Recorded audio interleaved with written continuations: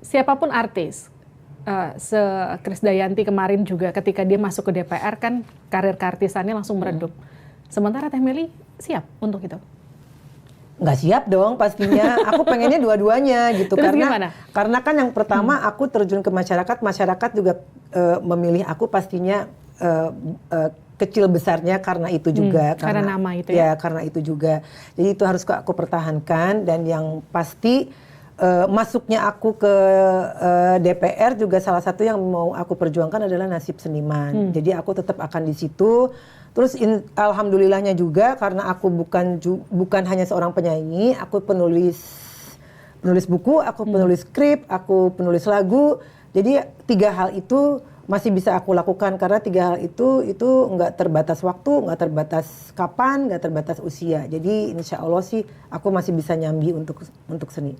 Nah gini, kalau kita jadi seniman, jadi artis itu kan biasanya kita dipuji-puji. Tapi kalau kita jadi politisi itu biasanya kita dimaki-maki. Itu 2 hal yang beda.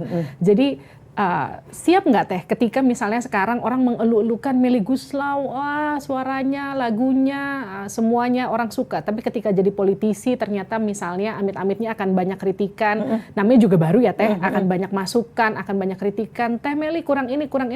Siap nggak sih ngadepin itu Teh? Aku nih kebetulan orangnya dari kecil ya, dari kecil memang kalau apapun harus nomor 1.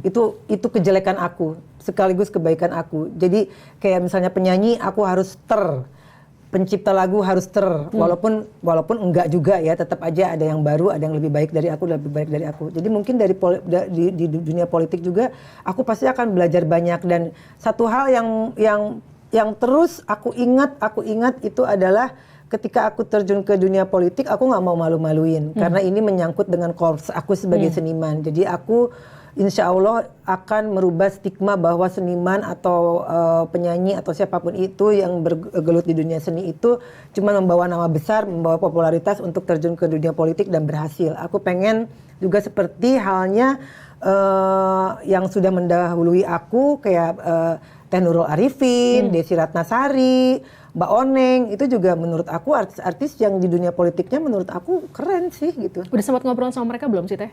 Sama Oneng sering, sama Desi belum, tapi aku sama Oneng cukup dekat. Oke, ngobrol soal bedanya dunia keartisan dengan dunia perpolitikan gitu.